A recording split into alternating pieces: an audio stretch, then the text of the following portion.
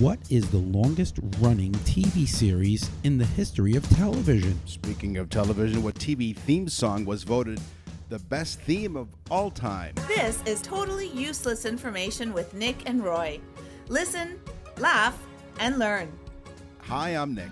And I'm Roy, and this week, we and our staff scoured the internet to come up with this totally useless information just for you. Plus, we'll answer your mailbag questions. We'll continue our conversations from the Fort Meyers Film Festival.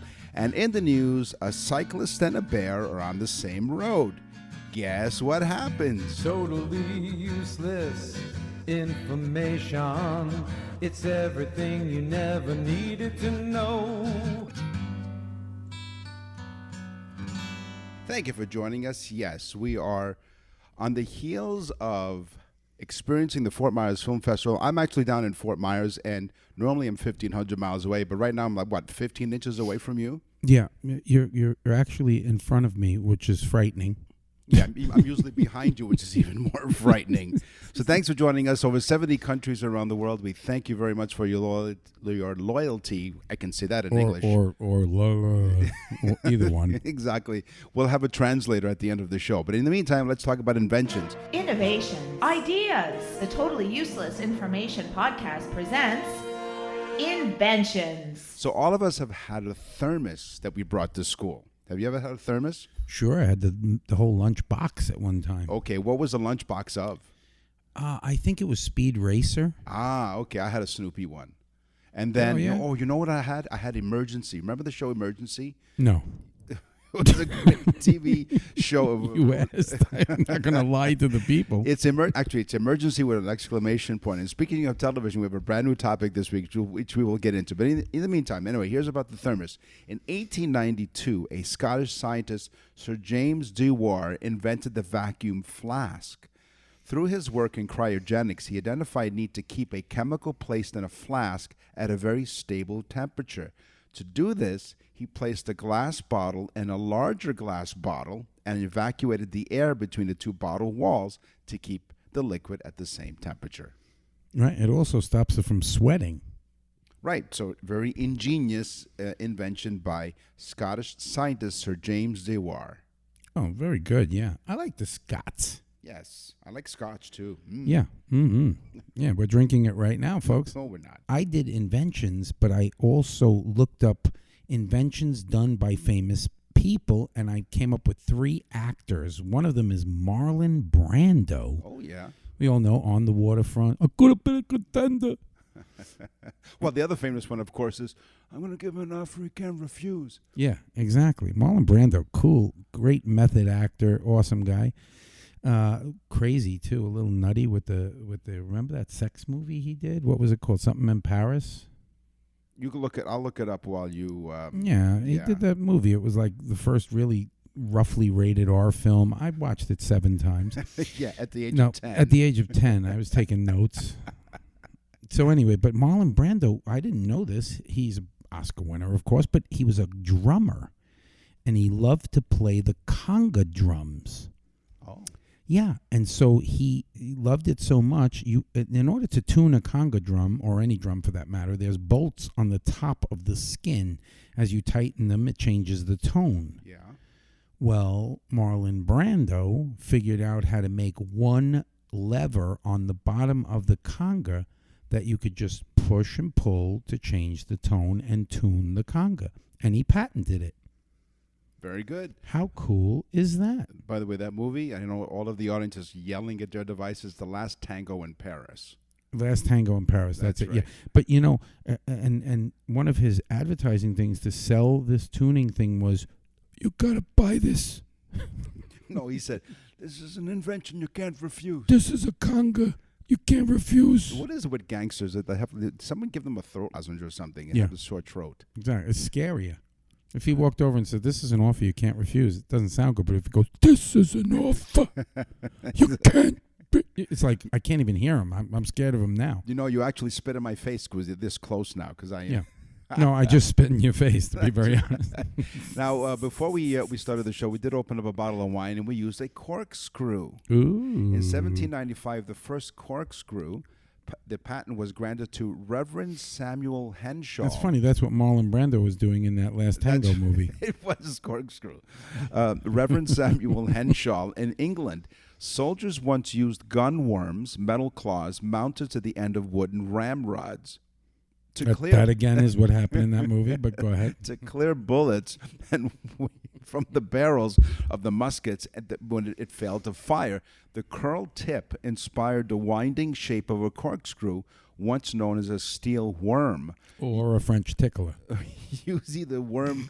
If you use either the worm carelessly, and you could wind up getting blasted. So you had to be really, really careful. But yeah, you wouldn't want to just blow the top of the bottle off. No, exactly. That's what they have. The speed of a champagne cork is 25 miles per hour. Whoa. There you go. See? There you go. Thank you, Reverend Samuel Henshaw, for the corkscrew. So there was an actress that most people wouldn't remember. It's Hedy Lamarr. Hedy Lamarr was like the knockout of her day. She was the Marilyn Monroe or the, I don't know, who's hot now. There's a lot of hot girls now, but whatever. Yes. Hedy Lamarr was in the heyday of Hollywood. She was the most beautiful woman in the world. And she was really interested and invested in not only being an actress, but she was trying to get involved in everything behind the scenes as well. Well, she got together, Hedy Lamarr, with this gentleman. I'm trying to find it, and I can't. Mm-hmm. Okay, Maybe you on. had too many glasses of wine from the corkscrew we used to open up the wine bottle. We don't drink here on this show. Come on. While you're listening, while you're watching that, I'll remind the audience you're listening to Totally Useless Information with Nick and Roy. I am, in fact, down here in Fort Myers, Florida. Okay, I got it. Right. Wait, I'm not done yet. And next to Roy, and we have attended the Fort Myers Film Festival, and you hear more about that in just a few moments. So Hedy Lamarr teams up with this composer named George Antheil and devised a radio transmission technique that defied enemy disruption efforts. See, back then the Germans or the Japanese were sending these signals that would knock the radio waves, and it would sound like kind of like that. Sometimes this program, yes. Exactly, like Nick. Okay, so but anyway, so they invented this system that would make the frequency randomly jump by itself, and then that blocking system could not be used. That they called it the secret communications system, and even though they didn't use it in World War II, it's recognized as the precursor to wireless technology that we use today, which is the random towers that send the signal in pulses from jumping from one tower to the next tower to the next tower. So thank you, Hedy Lamarr, for doing that. Wow. And she was put into the Inventors Hall of Fame in 2014. I would. I think that's a great invention. Thank you, Hedy. Plus, she was hot. She's really, really hot. Yeah. Her pickup line was, "Are you hot in here, or is it just me?" Now, we've all had pizza, and we've all been sold to the fact that you need a dip to go along with your pizza. Have you ever had a dip with the pizza? The garlic dip is good. It's really good. Mm-hmm. And usually you open up the little container, right, and then you dip it right into the sauce, right, into the dip. Mm-hmm. Okay. Enter this invention, and this is courtesy of a Canadian pizza chain up in Canada. Pizza introduced the dip roller. The old dip roller. Okay, no, we're not talking about Marlon Brando's movie again, but the dip roller. There was a dip roller in Paris, I'll tell you that. Once in a generation innovation. I was 10, so it just, I was like, wow, that's what a dip roller is. Exactly. So what they did was they took this, it's a once in a generation innovation in dipping, guaranteeing an even dip. Once in a generation innovation. Innovation and dipping, guaranteeing an even dip every time. Here's what happens. You know those little painting trays you used to pour paint in it, and a little roller? It's the same idea. So you bip, you dip. Oh, you bip. I told you, folks, just keep listening to him. You'll feel drunk, too. You bet your bippy. So pour your dip. He puts his bip dip in the old chip dip. And the old wick dipper. Yeah, we have a whole new Dr. Seuss going on. So pour your dip into your dip tray. Firmly secure your dip roller because it needs to be firmly secured. Roll back and forth for desired coverage, and then apply the dip directly onto your pizza. Folks, by the time you read the instructions and do this, your pizza is cold.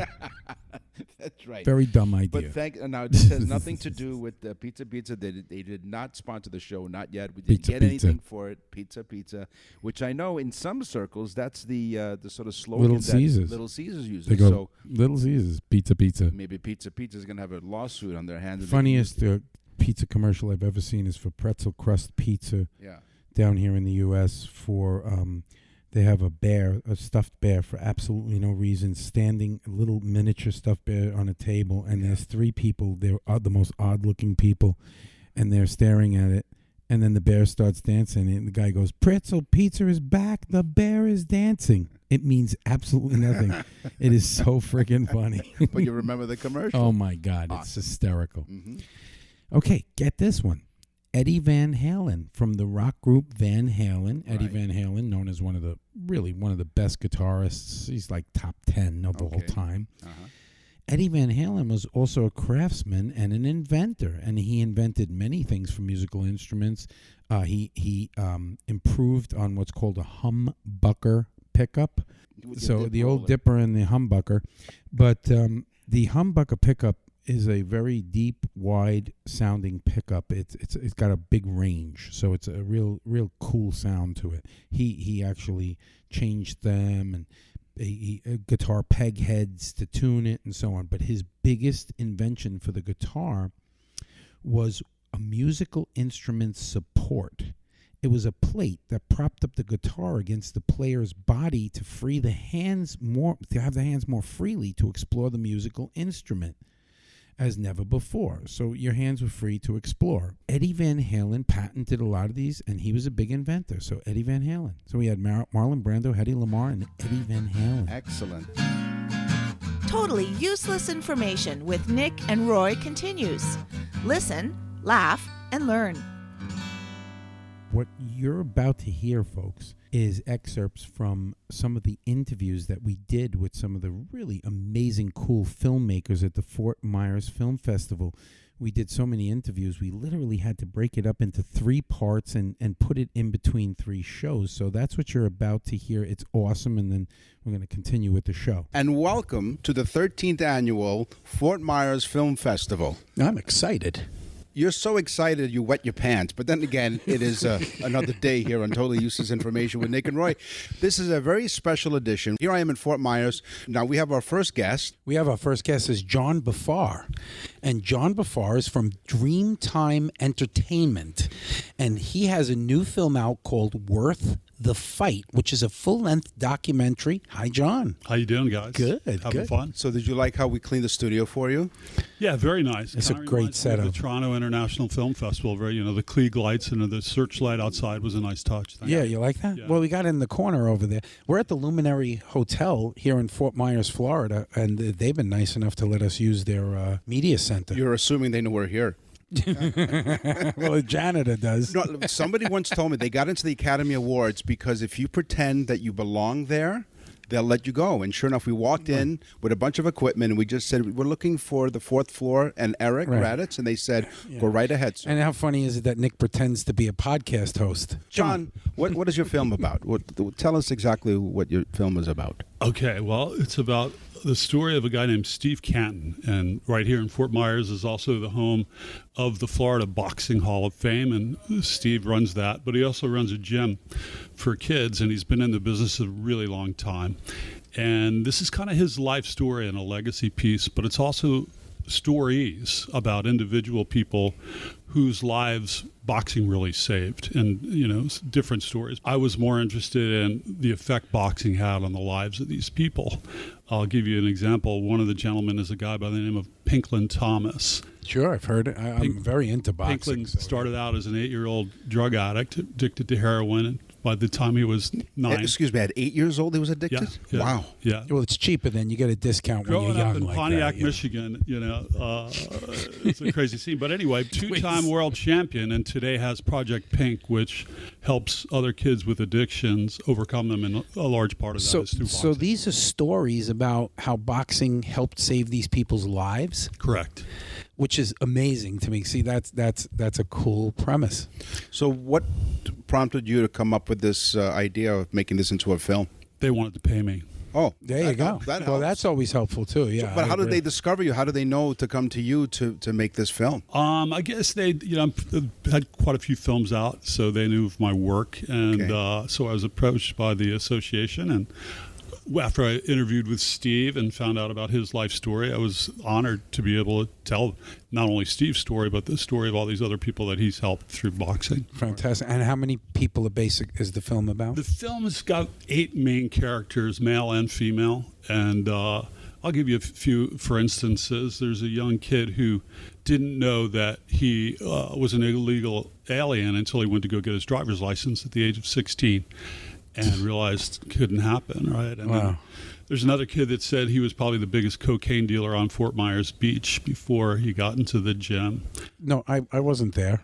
No, okay, no, I'm sorry. I've never sold drugs in my Snow life. in Florida, I don't know what it's about, but so very diverse stories. Another is a guy who served several years in Afghanistan as a sniper and had 90% PTSD when he came out, and boxing was the only thing. He's a warrior, and Sure. nobody appreciates his skills in our society outside the battlefield. Yeah, so- And he found his home in the gym, and Cody is his name. Before we go any further, the most important thing about the Fort Myers Film Festival is Eric Raditz. Yes. He had the vision to bring a lot Let me of ask you. Hold on just a second. Did he pay you to say that? He will. Oh, he will. Okay. Later. He doesn't know it yet. Just the Luminary Hotel doesn't that know we're here hotel yet. tonight that I'm paying for is going to be on his. By the end of the evening, exactly. it'll be on his You know, tab. John, you take this story and turn it into a film. So walk us through the process of taking a story that's a great story to begin with.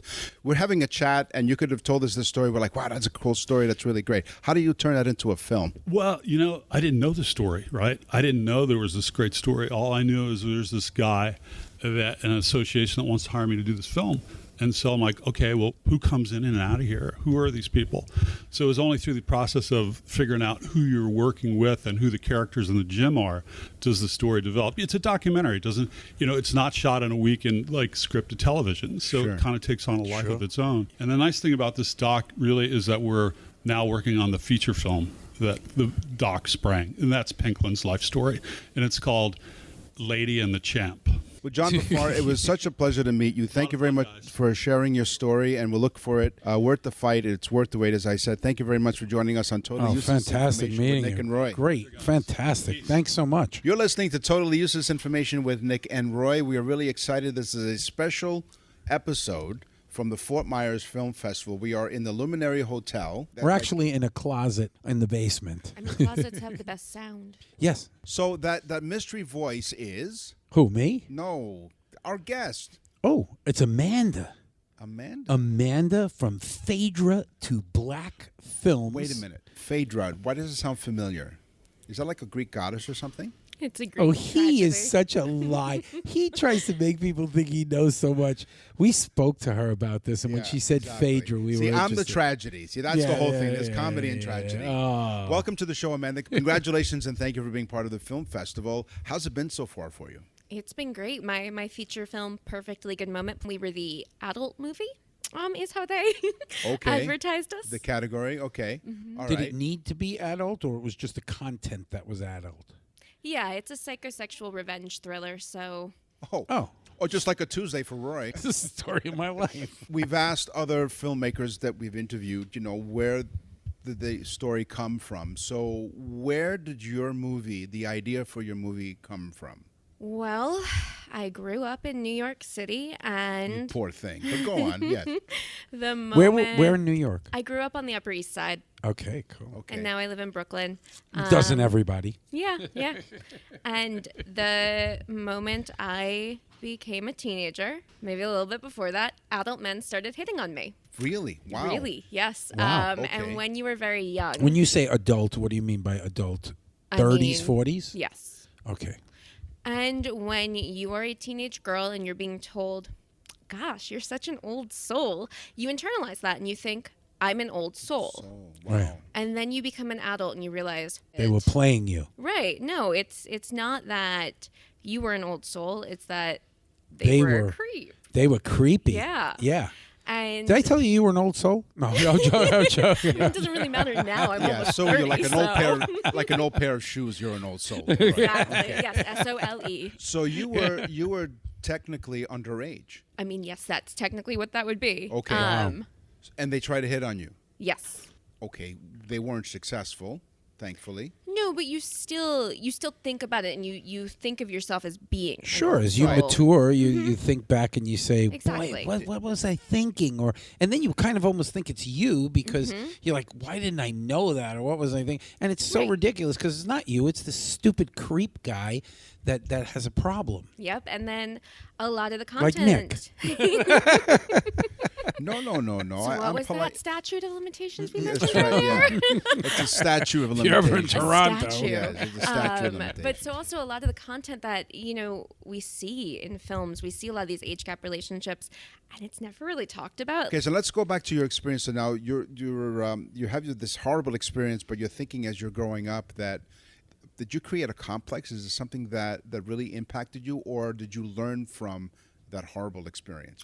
Well, it's more that I think a lot of women have that. And so it's something I started talking to friends about and realizing, oh, we all have this story. So then I just one day I was kind of sitting at home and this idea came to me for this couple where there is an age gap. And I thought, oh, well, I'll write this movie. And I like revenge thrillers. I really like hard candy. I really like the movie Last Tango in Paris. And I thought, what if you combined them? Nice. And you did. Yep. And you did. It's called Perfectly Good Moment. Yes. Amanda from Phaedra to Black. I am the screenwriter and I also star in it. Oh, cool. Well, See, so you're in. This has been a perfectly good moment for us. Well, we want to thank thank you very you. much for joining us on Totally Useless Information with Nick and Roy. Congratulations once again, and good luck on the rest of your wonderful adventure with this film. Thank you. Yeah, good luck. Thanks. This is Totally Useless Television Information with Nick and Roy, the two guys that put the boob in boob tube. This is a new topic. This was also my teaser, by the way. Okay. What was the longest running TV show ever? MASH? 654 episodes. MASH isn't even close. Really? Cheers, not close. Seinfeld, not close. I Love Lucy, not close. The Simpsons. Oh, really? Yes, 654 episodes. By the way, it never started off as a show. It started off as a little bit piece on the Tracy Ullman show. Oh, wow. Like a little insert right before a commercial. And it was the most odd, ridiculous, stuttering looking, horrible cartoon. And it turned into The Simpsons TV series, 654 episodes and going. Wow. It's still an actual show. Amazing. Now, you mentioned Cheers was not one of those shows that are like the longest running of all time. My facts today talk all about the TV show Cheers, which happened, of course, in the 1980s on NBC. Remember Christopher Lloyd? He was Yes. the actor in Back to the Future, right? Yeah. Well, before he was hugely popular from that movie, Back to the Future, he actually had a guest starring role on Cheers. During the last two episodes of the second season, he played Philip Semenko, an eccentric artist who wants to paint a portrait of Diane. I can't believe he did that. He talks like this. Yeah, exactly. Marty, you got the time machine. Yeah, and the time machine back to Cheers when he wanted to paint a portrait of Diane. Unbelievable. See how cool that is? Mm-hmm. What TV series broke all boundaries in 1968? So if you remember, I Love Lucy, they had to sleep in separate beds, you know? Oh, yeah. And they wanted to have them in one bed, but they couldn't do that because the rules, there were boundaries. So there were boundaries in television. But in 1968, it was like a screeching halt. The boundaries were broken. And you know what TV show it was? It wasn't I Love Lucy? Star Trek. Oh. William Shatner, Captain Kirk, kisses Lieutenant Uhura, No. a black woman, a passionate kiss on television. So it was the first interracial kiss, 1968. Before that, that was a boundary that was not crossed. It wasn't really racial. It just was not a boundary that was crossed. Kiss on the TV I screen. guess it was racial. 1968. How dare he kiss somebody? Here's my teaser. So, what television show had the best TV theme of all time as voted by the readers in the Rolling Stone magazine? It was Cheers. The theme from Cheers, written in part and performed by American musician Gary Portnoy. The Cheers theme song made it on the Billboard charts. When it sounded like Casey Kasem, I made it on the Billboard charts when it was first released. Years later, it still makes an impact because in 2011, it was voted the best theme song ever created. It was based on a reader's poll in Rolling Stone magazine. And of course, you know the song where everybody knows your name. Sure, Cheers. Yeah. Great exactly. song, by the way, too. Awesome. Yeah. And it's a good song, too, The Big Bang Theory. Well, that was written and performed by the Bare Naked Ladies from Canada, of course. They were in the Last Tango in Paris as well. No, they weren't. That's not the kind of Big Oh, no. Bang. Oh, well, It's just there that- were Bare Naked yeah, Ladies you know what? in it. But, You're right. Based on our high school years, our love life in high school years, it was a Big Bang theory, yeah. theoretical. I love this one. So this is another one, folks, that you're going to want to, write it down. And tell all your friends. In television, Mm-hmm. getting married on screen was also very tricky. Who was the first couple to be married on television? Oh, like actually getting married, not as part of the TV show. Actually showing the ceremony, the marriage So ceremony. it was an actual marriage. It had nothing. It wasn't like two characters on a TV show, fictional characters. These were real people. No, that two got- fiction. Oh, it doesn't matter. Two Oh. people got married on television. The I don't- first two people to be married to show a visual of Lu- people getting married. Luke on and television. Laura from All My Children. Luke and Laura. No, good guess though. Okay. Kind of cool guess. I think it was like Rick Springfield was in that Yeah, too. I right? think he was. Yeah. But no, this is a great one because I thought maybe Tiny Tim. Remember when That's he got right. married on the Tonight On the Show Tonight with Show. Johnny Carson? That's right. So I would have thought that, but this one's, and I'm telling you, it's funny too how things work. Their names were Fred and Wilma Flintstone. No, The really. Flintstone, Fred and Wilma were the first two to get married on screen. Now remember again, cartoons play this part where they could use the cartoon to kind of break the barrier, break the glass ceiling, use a cartoon. How could you get mad at a cartoon, right? Yabba dabba do. Mm-hmm. Yabba dabba I do is what they said, I think. Here's useless information about that television show. The Flintstones were loosely based on another television program, a really popular one, The Honeymooners. Oh, right, because you can see how the characters are. I mean, you got your Big bombastic- Norton is Barney. Barney Rubble, yeah. Sure. Exactly. Sure. There you go. Now, one last item about the show Cheers, as you're listening to Totally Useless Information with Nick and Roy, a brand new topic TV. There was a Thanksgiving episode where the Cheers cast got into a giant food fight during the show's Thanksgiving episode. But the food in the scene that they were, the food fighting with wasn't real. The real food would have stuck on things, according to Glenn Charles, one of the producers and creators of the show. He told The Hollywood Reporter in 2018, the combination of things we used caused the worst smell, but when I run it into anyone in the cast, they still comment on that smell, but it wasn't real food. It was just fake stuff that they threw around during that food fight in the Thanksgiving episode of the show Cheers. So it was fake food. It was fake food. I ate over Nick's once for Thanksgiving, and Yes. it was the same thing. They brought out a fake prop turkey. Yeah, exactly. And it looked so wonderful. Everything looked great. They took a picture, and then we ate canned, I think it was corned beef hash. It was, yes, exactly. And tuna fish. And tuna fish. How do you tuna fish? I don't know. You run it by in its the scales. KFC. No, you run it by its scales. blah, blah. Yeah. You're listening to Totally Useless Information with Nick and Roy. Thank you for joining us. As we mentioned, you go to our website, nickandroy.com. Not only can you order birthday and anniversary messages there, you can also send us an email. What's in the mailbag? What's in the mail?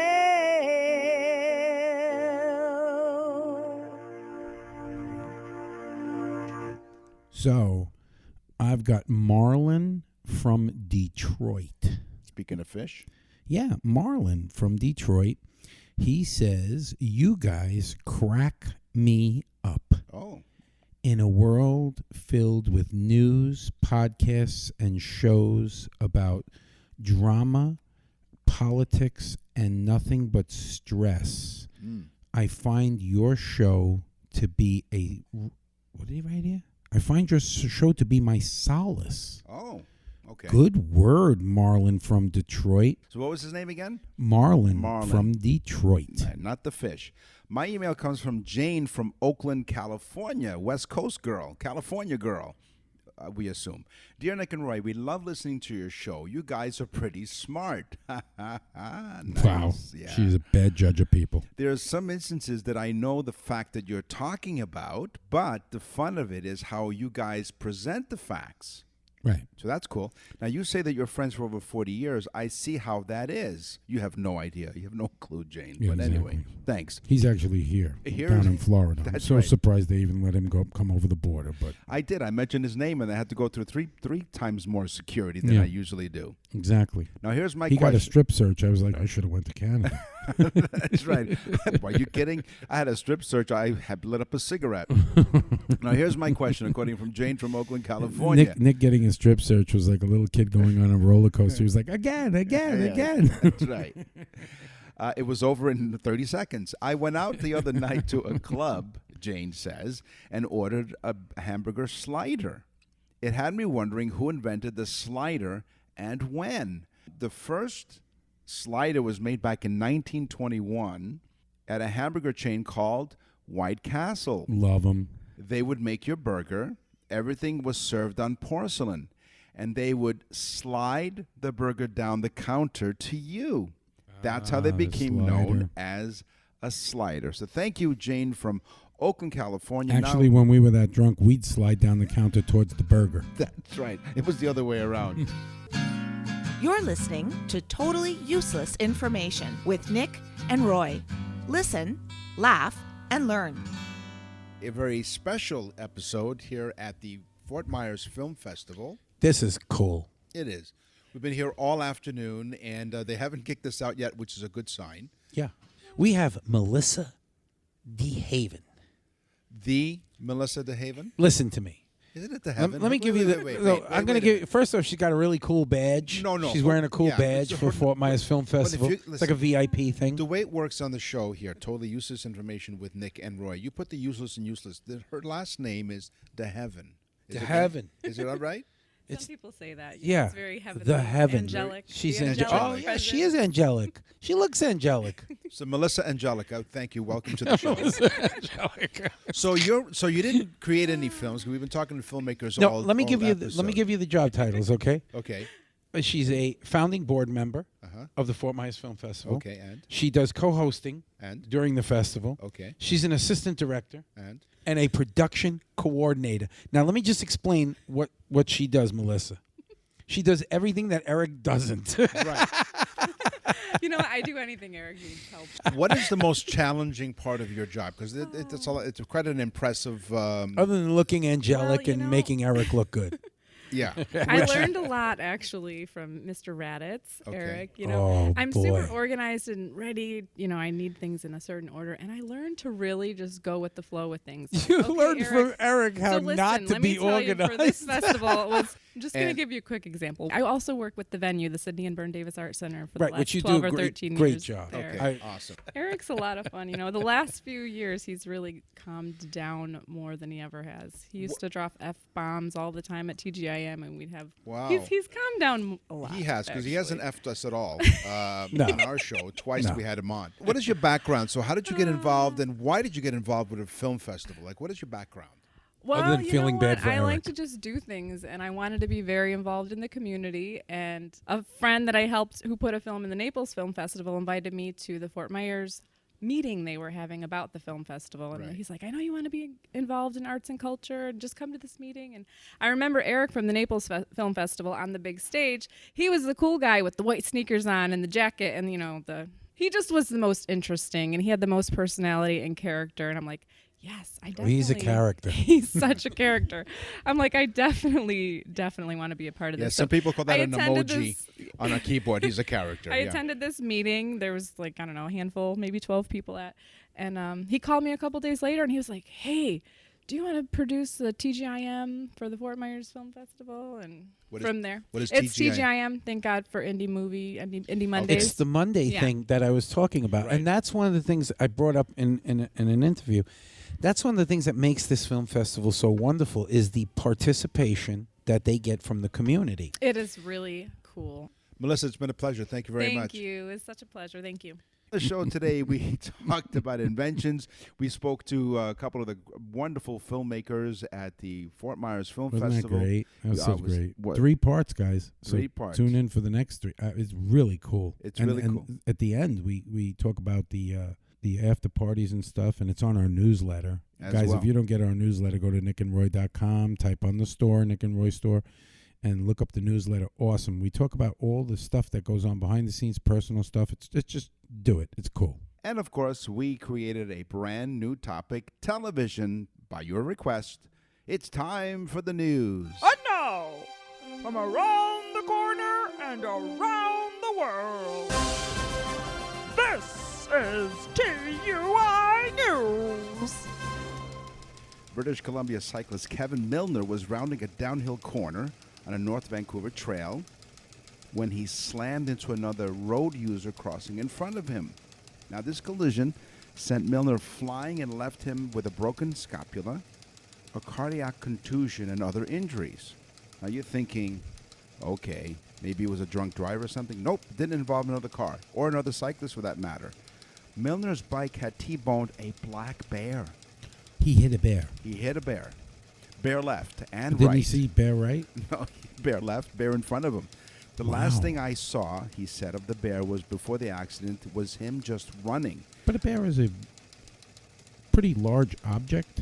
But it's the way that he crossed the street. It's like, how did he cross the street? The last thing I saw of the bear before the accident was just him running. I could see his muscles as he was charging across the road, and I just hit him. He So I should have turned. turned what? Just turned away. Bear right. Not hit him. Right behind his shoulder blade, he hit him, and then I was kind of launched myself over the top of him. So the last thing I saw, he said, was the bear before the accident, and was just him running. I could Well, see the his last muscles. thing he saw was the bear, but he heard, "Don't start forest fires." It wasn't that, I don't think. Smoky. It was I smoky. You just- should have noticed the hat. He had a park ranger hat on. He did, boo-boo. So he did have a boo-boo. Yeah, Because he should have noticed it was a bear and a picnic basket. So Milner did have a boo-boo. He had a broken scapula, like I This said. guy's riding his bike where? In the jungle? As a matter of fact, it happened on the Seymour Demonstration Forest Trail. See, I think of these things, Nick. Of course you do, which is why you're And here. I'm glad that you have the pertinent information on the case. Shelley Fiorito from she's a community coordinator of the Regional District of Okanagan. And she's there. She's part of the, She's somewhere. yeah. She's in the woods. She's in the woods. She's not out of the woods yet, like we are. The wildlife is coming down, especially the bears when they come out of the denning. Now, bears can smell 5 times better than dogs. What, do they wear cologne? They do. Oh, they smell. I They thought you smell. meant they smell good. No, they smell better than dogs. Better, yeah, they smell gooder than dogs by Yeah. 5 times. So Ellie Lamb, director of the community outreach for the Get Bear. Nah. So Ellie Lamb These is people are all named after animals. Yeah. Johnny Wolf, Ellie Ellie Lamb. Lamb, She's part of and Harrietta the kangaroo. She's part of the Great Bear Smart Society. Well, this bear wasn't so I was smart. just going to say, nothing about this story is smart. The man's riding a bicycle. You can clearly see in front of him. There's a large object called a bear, which, 2 reasons. Number 1, don't want to hit the bear because he's big. Right. 2, you don't want to poke the bear and piss him off. No, Sorry. but hold on. Don't be man. But Don't wait be a man. minute. Shouldn't be riding I anything. have to defend the cyclist because he says Of course. he didn't have an option to get out of the way because in split seconds before he crashed into the bear, he said appeared to be unhurt as it nibbled on grass after the collision. So he thought, okay, it's no big deal. Oh, yeah. Yeah. And He then the j- bear came over and beat the living hell out of him. No. So He just went off. It was kind The of bear rode off on his bike He did. and joined the circus. No, no, come on now. He hitchhiked. It was kind of hard to avoid situation. If you were driving your car and say a bear or deer jumps out on the highway, there's only so much you can do. And how you've gone hunting before. Sure. Have you ever hit a deer? With a car? Yes. Actually, we were driving behind my son, and he hit a deer when he was, I believe we were up there checking out the venues for him getting married, and he hit a deer with his car. So I actually witnessed someone hitting a deer. Yeah, they come flying across the road, but a bear is not as fast as a deer hopping around. This bear was in the middle of the road.